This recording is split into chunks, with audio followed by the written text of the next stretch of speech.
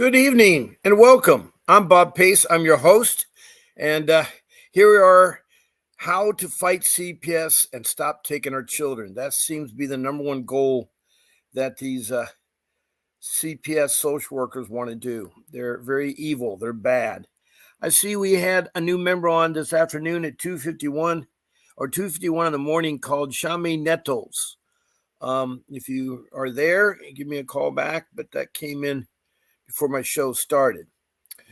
Well, we're here. Whoops. I'll put that person on there by mistake. Okay. It's been a long day, and I imagine you guys are tired. It's Friday, it's the end of the week, and some of you may have had, hearings this week or problems with your CPS kids, and you don't see your kids, and so many of you are hurting. I'm a loving father, loving man. I have 6 children. And yes, I've been in CPS. I've been fighting for 14 years. And I've talked to over 500 some people here from different states. And I hear the same common thing that they have. No one is listening to them or helping with family reunification. And I know it's hard. Now, I have a host here. Don't know where she's at. Let's see if she's around. She missed this morning, so maybe something came up today with her. So, Whew.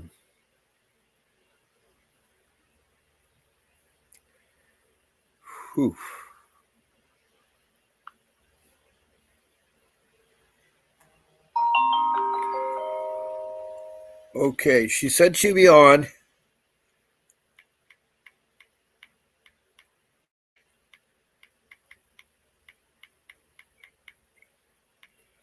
Okay, good.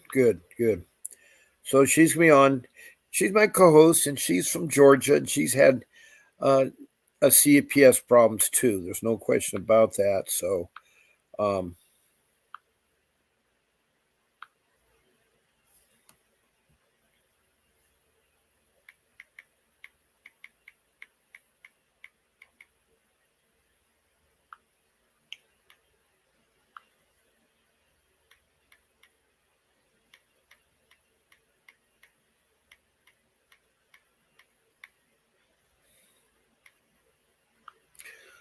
um,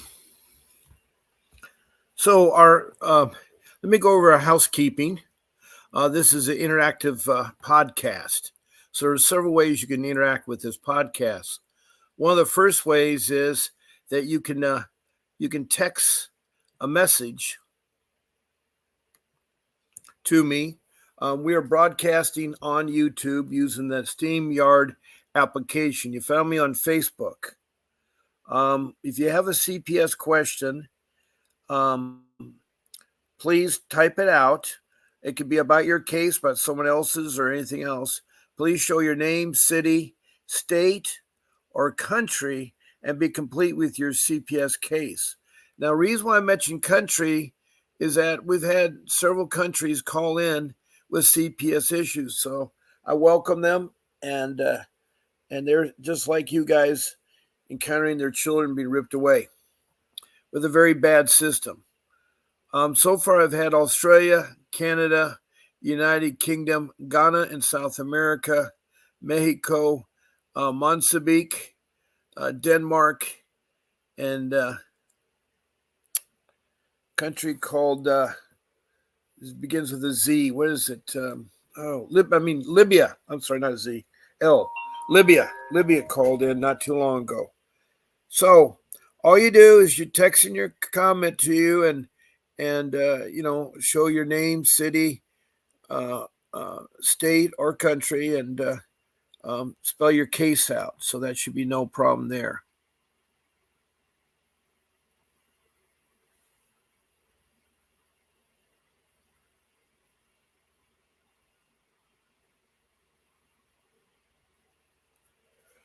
Okay.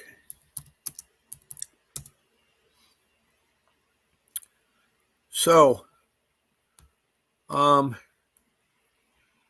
me see. So a second way of communicating is a phone call. All you do is call my phone number, 626-698-0990. And you can gladly talk on the show. All you have to do is call into that number, 626-698-0990. I'll ring my phone. I'll put you on speaker, and then we can talk. And that might be easier for you if you want to do the phone call. But I'd love to hear from you. And again, that phone is only live between the show times. So it's Monday through Sunday, 10 o'clock in the morning Pacific Standard Time and 7 p.m. Pacific Standard Time in the evening. They're both for 1 hour. There's one exception. On Sunday, I come on at 8 o'clock. On Sunday, I come on at 8 o'clock. That's the only exception. There may be some times I do change it, but it's very rarely. And now with my son graduating from high school, it's going to be less and less. So, yes, I have a son that graduated from high school. It's hard to believe. I have 6 children, 3 older ones and 3 younger ones. And I have a wife of 32 years. And more about my background, I've been a volunteer of the American Red Cross for over 50 years. I've been a volunteer in the Boy Scouts. I've been a volunteer in the AYSO, the soccer league there, and I've given a lot of my time to community. And this is another way I've given my time, is to help you all so you don't make the same mistakes I did, and so I can help make your transition easier. It is so sad to hear your stories. They're pretty much all the same. Someone will call in, a layperson, and make allegations, whether they're true or not. CPS has to investigate it within 24 hours. They have to start the investigation, they say, within 24 hours. And they will presume that the allegations are true, and they'll immediately take your children away, even though they're not in imminent danger. You got to be careful. I talk about my rules, and my rule number 3 says don't allow strangers into your house. That is a social worker. That's a policeman. Don't let them take your children, whether in your home or if you're at the hospital. That's another thing. There's medical trafficking that goes on with child trafficking. And I hate some of these lay people use the excuse, in my case, is my in-laws. The whole family was calling allegations for 5 years after I lost my job. And they succeeded because they tricked me one time, and I followed a detective home. Thought I had to go to my home, and they said they had to look at my house. And so it was terrible. It was terrible, the tricks they do. So anyway, call in 626-698-0990. Now, another thing is, if you want to be a guest on the show, all you have to do is pick a date or time, Monday through Sunday, morning or afternoon, morning, evening. And you email my show producer. Her name is Grace. That's Grace, my show producer, and she is great. She knows how to get on the program. She knows a lot about computers and so forth. So she works behind the scenes, a very hard worker, very thankless job she does. So her email is grace@vincentwdavis.com. That's grace@vincentwdavis.com. And you email her with the days and times you want to be on, and they can do so. They can do so there. No question. Welcome, Natalie from West Hollywood. Not go in the house. That's true, Natia.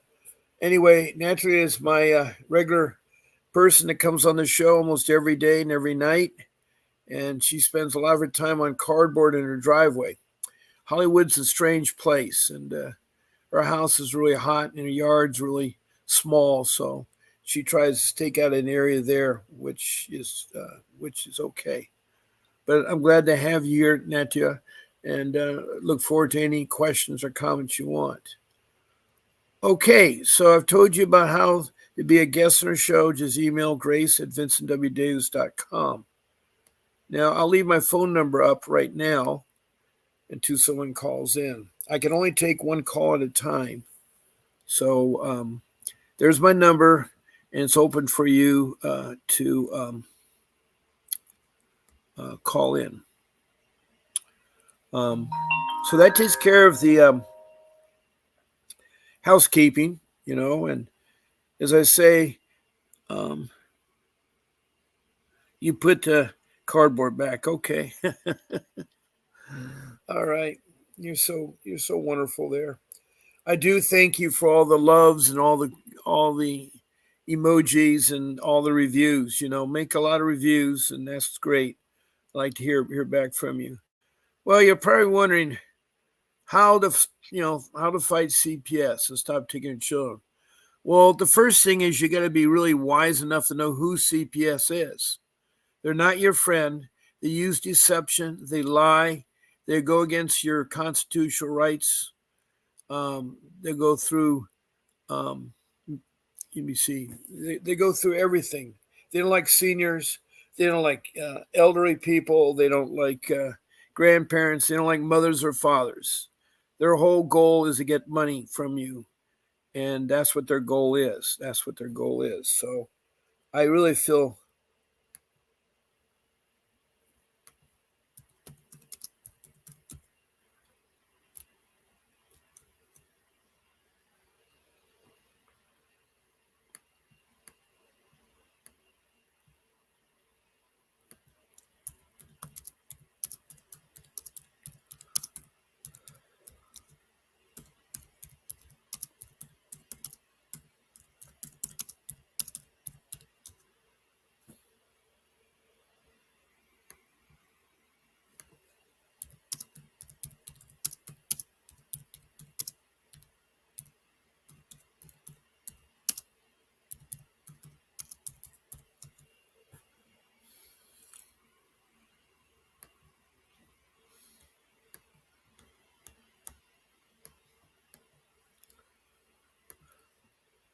I was looking at one of my tabs. I have about 80 some tabs open up about all kinds of topics. I don't know if we want to talk about topics or talk about my rules or talk about my case.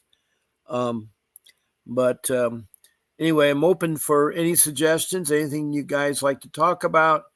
You want to hear more about my case or about the three rules I have? My three rules are very simple. They're one, you get an attorney. Two, you do the paperwork. And three, you don't let social workers into your home and you don't talk to them. And you don't let them take your children either from your home or from the hospital. I'll go in more details with those three rules. Danielle, my co-host, is not here, but she has a picture of the pink ladies. These are social workers of CPS in they were in Prescott, Arizona, and they decided to be smart. I think it's really dumb. They wore T-shirts. They're pink in color. On the front of the T-shirts, it said "Professional Kidnappers," and on the back they said, "Do you know where your children are?" Implying they go out there and patrol the streets and grab your child. And that's wrong. That's the mentality that these social workers have.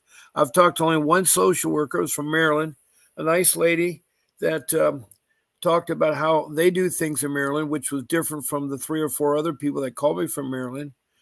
But she was pleasant and she was just shocked at the things I was saying because it is true. It is true. I don't make up those. If you want to Google the pink ladies, Google them there at Prescott, Arizona in 2022. And there's 8 social workers and they were all fired, including the director. No longer, but they decided to parade around in the public with the shirts on. And you can imagine how the public was outraged. You can imagine how the public was outraged. It was really a sad state of affairs. So,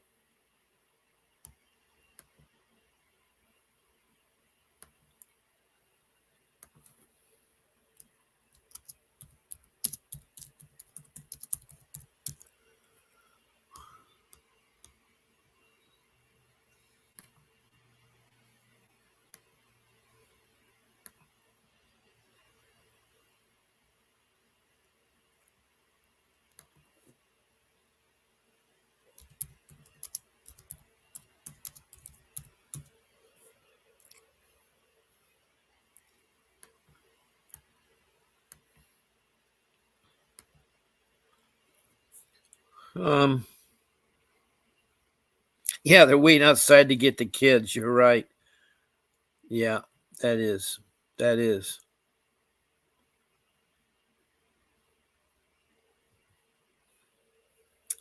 That you're right, Nadia.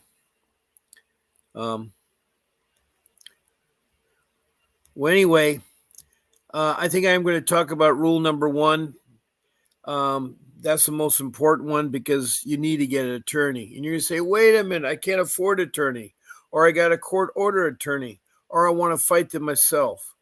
Well, you're not going to be able to do any of those three. The court order attorneys have clients like 30 or more clients. They don't have time. They give you 5 minutes in the day of your hearing and they won't fight for you. They're friends of the court, of the judge, and the social workers, attorneys, and children's attorneys. You won't go anywhere with them. They're looking for the easiest way out. Trying to fight in court is no good. You know, you're not a lawyer, and it's like open heart surgery. Would you cut yourself open? Would you get a layperson to open you up? Would you get a plumber?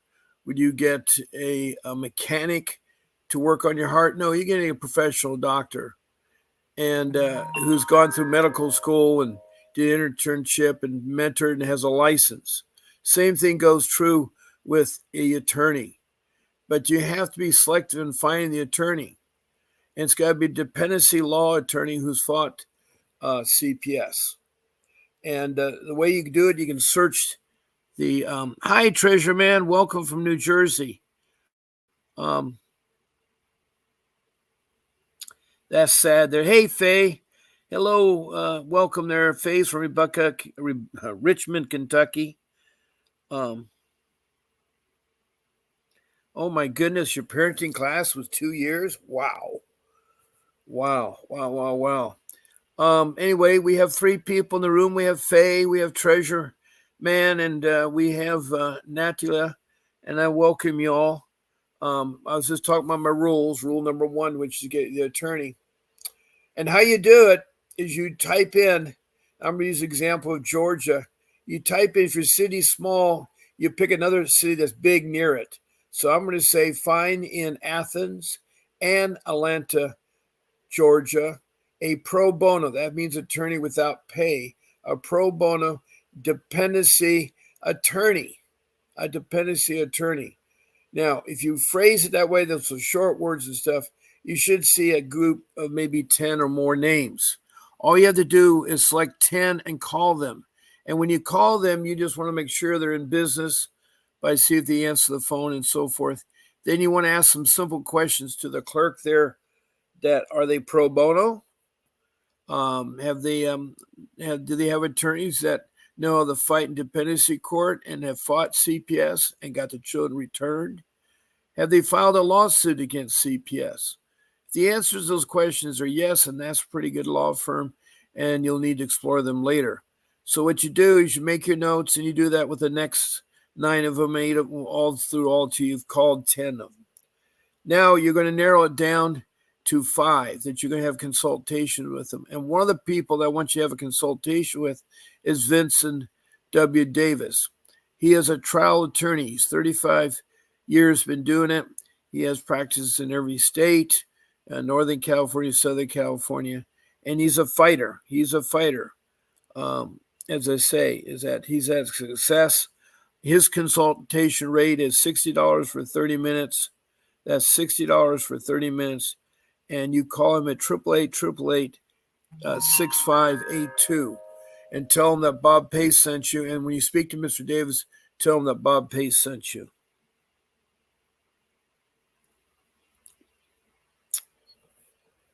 So that takes care of attorneys. So when you get those 5 consultations done, you will choose which one of the 5 you'll go for. It's okay if you don't pick Vincent Davis, but I think he's the number 1 to pick from if you can afford him. So that way you'll have the attorney that knows how to file 388 motions, that knows about ICWA, that knows about the 180 motions. There's so many different motions in court and so many laws in court that's why you need an attorney. That's why you need an attorney, because you're dealing with a very corrupt system. Very, very, very, very, very corrupt. Let me see here. Mhm. Mm.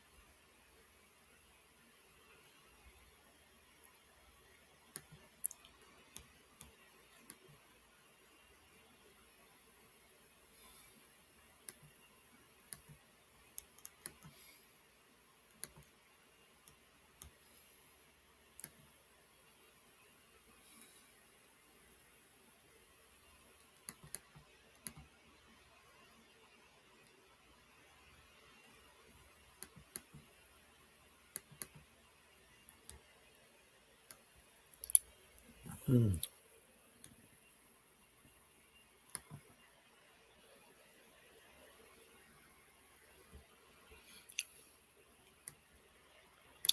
Now, rule number 2 is the paperwork of things. You gotta keep track of your paperwork. I didn't do that, and you need to. And you need to start off with a 6-inch 30-ring binder and stuff it full of college rule notebook paper, and then get some dividers and separate it by the different subjects. You got to be organized so you can find things.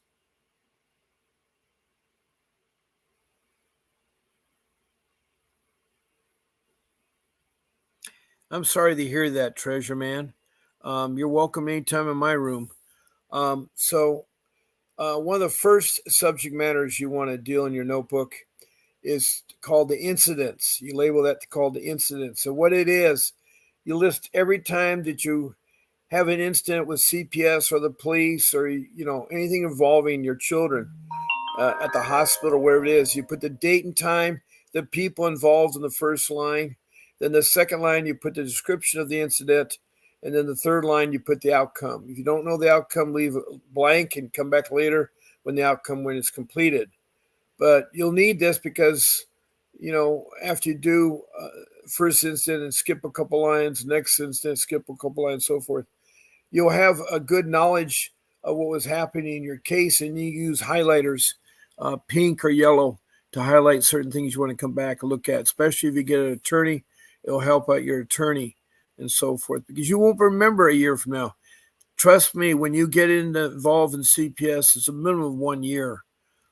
They just are so determined to get their $20,000 a month per child. You get so much money. It's a $50 billion business. That's why CPS does it. And every time people call in, they support me with what I'm saying. So, um, yes, record your conversations. You're right. They'll say not to. You could have a second tab is where you keep track of all the classes that you finished, all the programs you finished, all your hospital visits that you had to maybe to a psychiatry, all your drug testing. You have that as another tab. A third tab might be your information about CPS. The web is full of information. It's your buddy. You will learn so much by going through the web. There's everything there. Well, yeah, it's more worth. Why? Because they'll be in there for 18 years. If you got an 17-year-old child in the system, they only got 1 year of $20,000 per month. But if they get a child that's 1 year, they'll have 17 years of with that many months of getting $20,000 per child per month. So yeah, you're right. You're right there, Treasure Man. You're right. Um, So anyway, that's the paperwork, and then the last rule is the rule that deals with how to not let them into your home, and how to not speak to social workers. There is a gentleman that was killed on May 3rd, a black gentleman in Gainesville, Florida. All he did is answer the door And when the door swung open, the policeman or sheriff shot him 5 times, and he was still alive talking to his girlfriend on FaceTime as he died and expired. And that was the saddest thing I ever heard of. So the rule is don't open the door to anybody. You don't know who's on the other side, and if it's the police or the social worker, they got bad news for you. They don't got good news. And you don't have to. The only time they'll enter a home is that if there's danger inside, a shooting going place, or people beating up each other, or a child's being strangled, or a child being thrown against the wall. That's when they'll enter. Otherwise, they won't unless they have a court order. It has to be called a warrant. If they don't have a warrant, they can't get in your home. My advice is to hide someplace in the house away from the front door and don't open it. Do not open it. And you should tell your children that. Don't open it. You need to talk to your children about what CPS, the monster it is, and what they're going to go through. Especially if you take away your children, it's really hard because they hear you talk about the case, they'll suddenly stop your visitation rights. So you have to be careful there. But I'm trying to depict this black man who had graduated from high school that entered the Air Force. He was 23 on May 3rd, and he was needlessly shot. Supposedly, the sheriff department got a dispatch from 911 that said there was domestic violence happening in the apartment complex. Well, when the sheriff arrived, he got the lady that made the complaint, and she walked him to where she thought it was coming from the house. No one listened or anything, and of course, she went away. And he knocks on the door, but he did it sneaky wise so that the gentleman inside would think maybe it's a crook out there. He had a gun. He's licensed to carry a gun, but his gun was not drawn. It was at his side. So when the door was open, the policeman saw the man standing there with the gun. He shot him 5 times. Uncalled for. You could shoot him in the hand where you had the gun, or you could shoot him in the shoulder. Or better yet, you could have maybe knocked on the door and said something, not knock several times, not say anything. And also you could say very nicely to him, if you have a weapon, please disarm your weapon, put it off the side. Once you lay face down with your fingers behind your head. And so he could have done that. And so that would have worked out good there too. So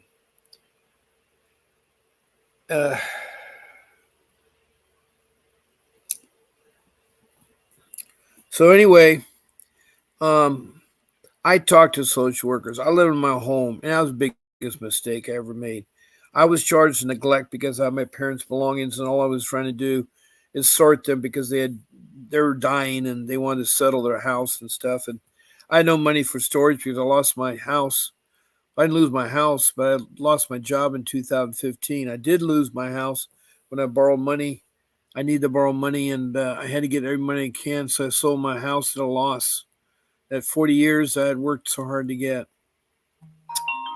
Anyway, it's only property. Come say, come saw. Your family is first in my book. You should always put them first. Yes, Faye, one shot would have been sufficient. You're right. But they had to shoot 5 times.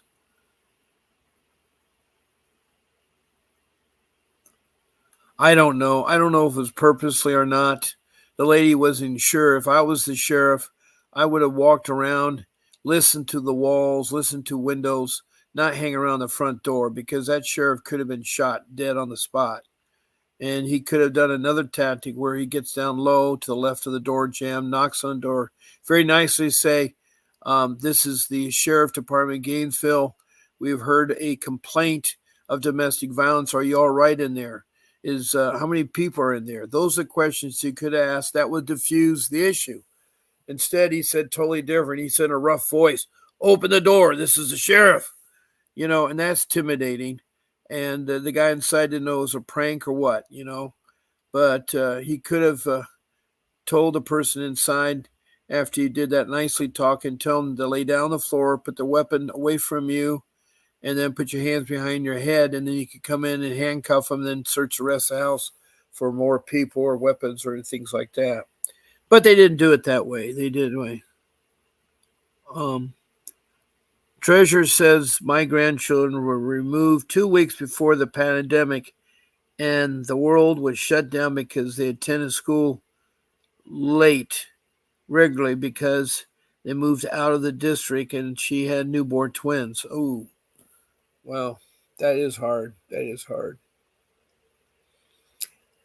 So, anyway, don't open the door even to the police. They're not your friend. Social worker is not your friend. And all they're going to do is, use your house against you. If you talk to them, they use your voice against you. All you need to do is tell them if you're in a sticky situation, say, I have an attorney. What is your name? What's your badge number? If they don't give it to you, you can look at their badge on their shirt. They should have it there. Also, the Black Bull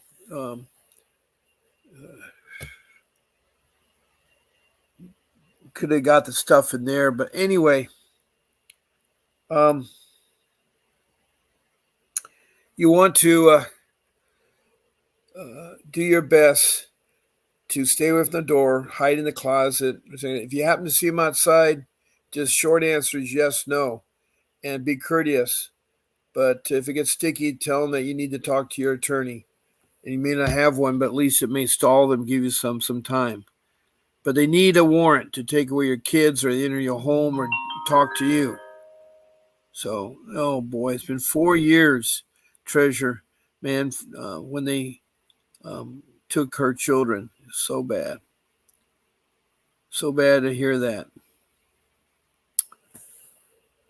Anyway, a black man died. He was buried and he'll never live to see another day, which is sad because it's unnecessary. It's where the police are getting so violent. They just think with their gun and not with their head. It's just sad.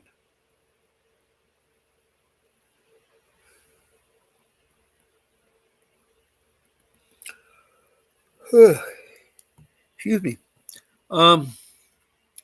There's another part of the story too. If they come in your home, don't let them take your children. They have to have a court order. This court order is called a warrant. It's a legal document that the judge signs with a wet signature, and they have an emboss device that embosses the seal for the judge. That's all got to be on there. The document's also got to look official from the court. It should also say who they're investigating, what day and time, who they're investigating, what are the allegations, and work their best way in there. So,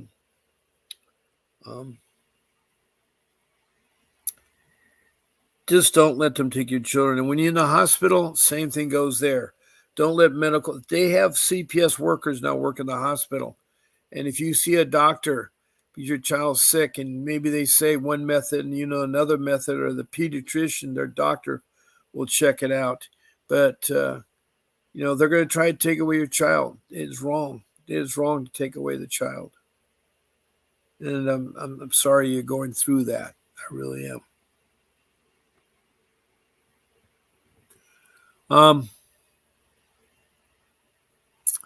Another thing, medical trafficking. That is a hard one too. Hey, Michaela, I just wanted to let you know that I got custody back when I went into court. Yay! We got a success story. All right. They really don't identify themselves as a hospital DCSS. I agree, Natalia. And hospitals and all schools have social workers under guidance. Chancellors, yes. And they're right there. They got away with it. Well, Michaela, if you want to call in at 626-698-0990 and share your story with us, that'd be great. I want to hear about how you got them back. I really do. That is so cool news.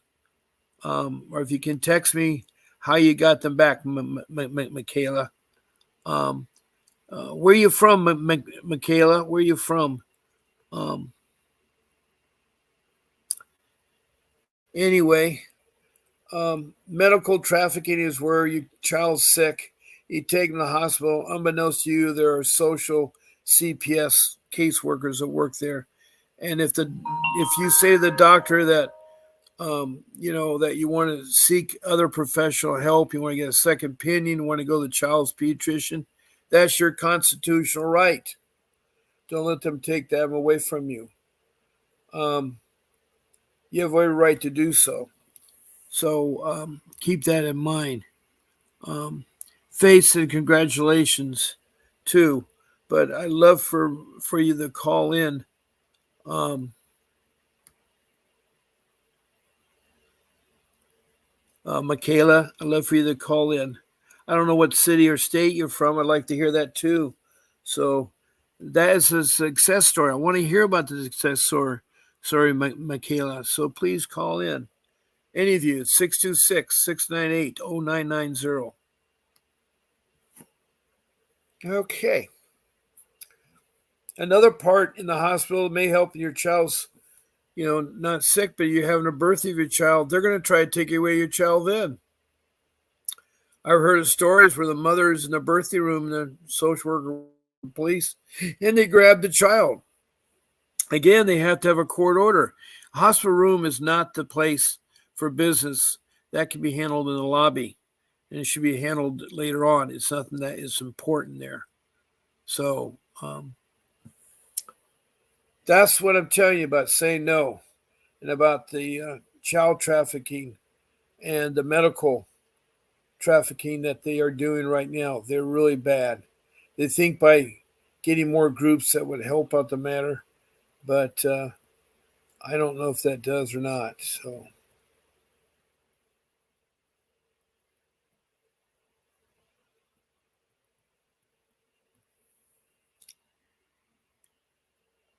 okay. I wonder where Danielle's is. She should have been here by now, but I don't see her.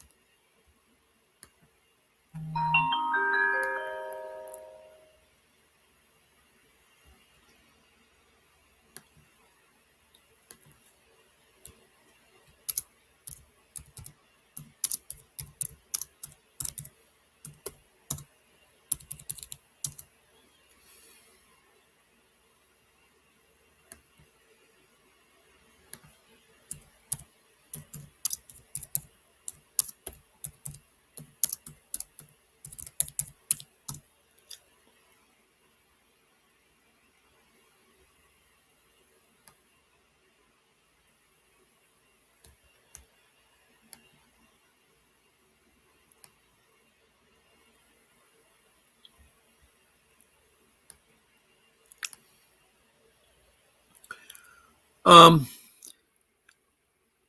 okay, it's important. You got to feed. That's great. That's your daughter, McChicka, right now. Where are you from, Michaela? Oh, you're from Boulder County, Colorado. I did what you guys said and went in with a plan and told the judge what I wanted. And she said it would be best for Mika to be with me. Oh, Michaela, you don't know how happy that makes me. You listened to what we said and you went with a plan. That is the greatest thing to hear. That is so cool.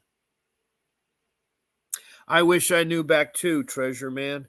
I wish I knew back. My case was in 2015, and for 3 years I fought them, and my kids were taken, and sadly, one of them was not returned. They were brainwashed at age 12 to divorce their parents, change their name, to be adopted and by a foster care family, and to steal her birth certificate. A 12-year-old doesn't know that kind of stuff, and the social worker told us she was going to do this retaliation because she was proved on the witness stand to lie, and she was embarrassed. So that is so great. Michaela, you know how hard that makes me feel good that I talked to someone that has a success story. That is so good. That's so good. Um, yeah, children are definitely alienated from their parents, and that's a problem too. That's against the law, alienation, and I think that's wrong. I think that's really wrong. Alienation is not a good thing. Um, God, just don't understand where my other co-host is. Hmm.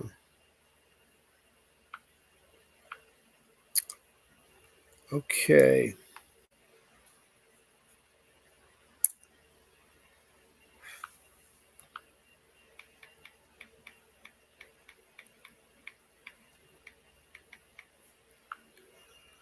Uh, So we've talked about the 3 rules, and let me see here. Wow. So if anybody wants to call in, the phone is open, and I'm trying to answer all the comments I can. A lot of you have said some really great comments. I thank you, and so forth. Um, One of the things you hear me probably lots of time is talk about the ICWA. And it took me 4 years to get my twins back, but I didn't give up. They had a wonderful foster mom. Well, you're lucky. Most of the foster parents I hear abuse children, and it's sad. Uh, so many people have told me how foster care abuses children. They rape young children. That's the sad part. It's just so sad. So sad. Um, oh, great. We got a phone call coming in. Who am I talking to?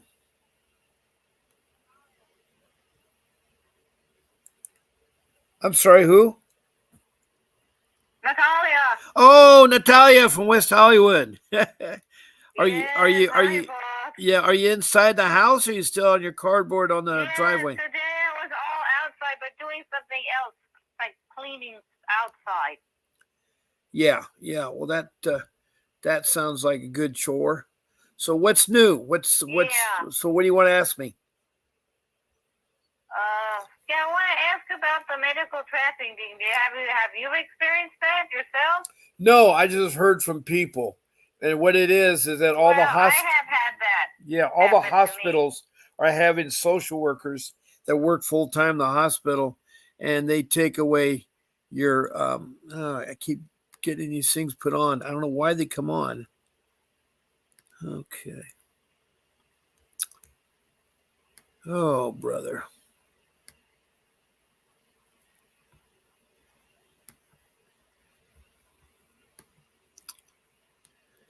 Okay.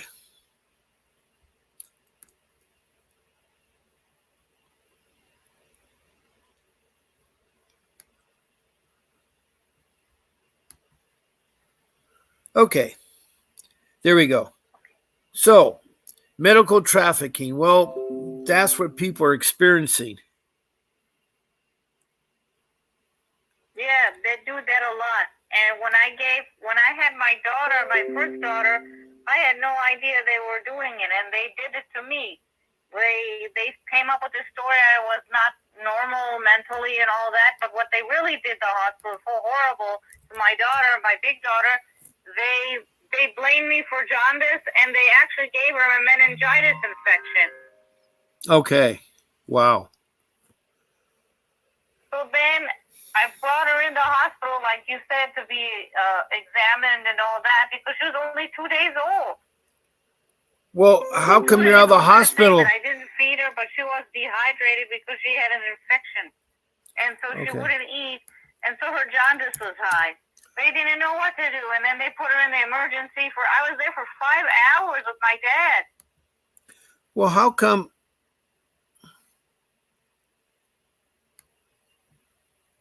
Then they transferred to another hospital. This is UCLA Westwood. So they wanted to take my baby because I know one nurse wanted her. It takes me this many years, but 15 years. So they created a record for me for neglect on that. Yeah, wow. I had to go to court and everything for her, too. Well, that's crazy. See, I don't understand. If you have a 2-day-old child, why are you at home? I thought you guys stay at the hospital for a couple days. No, she was there only for 2 days.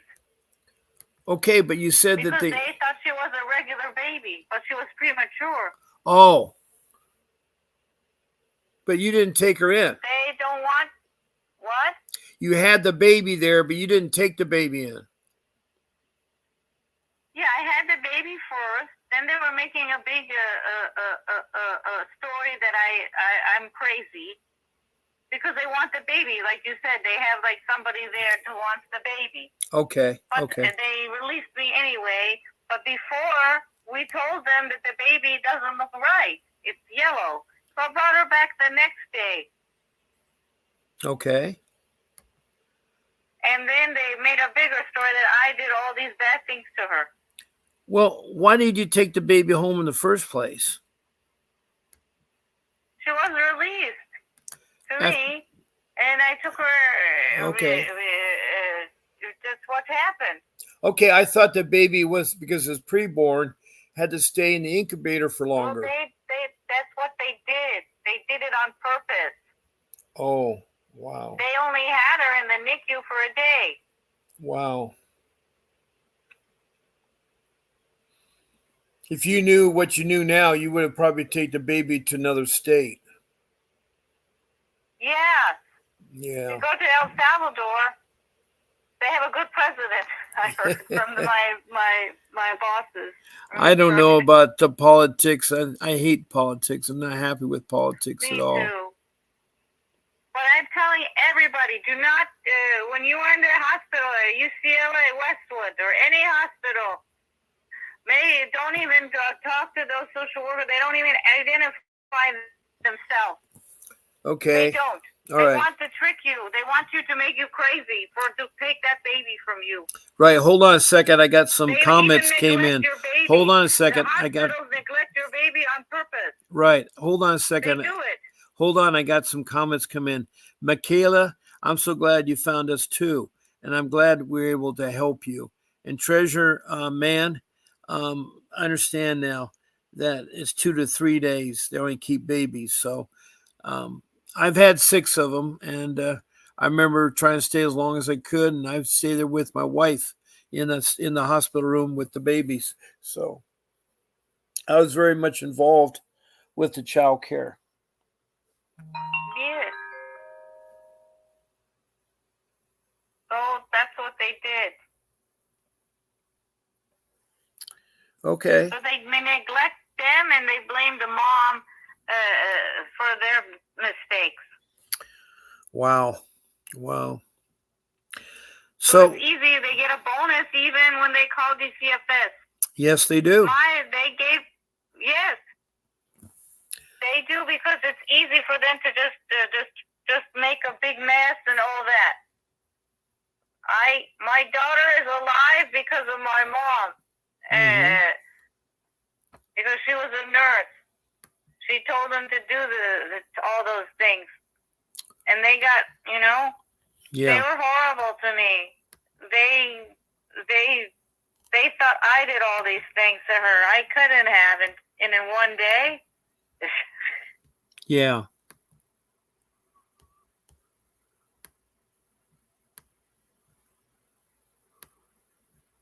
So the medical trafficking is really real, and it's scary because you don't know how to.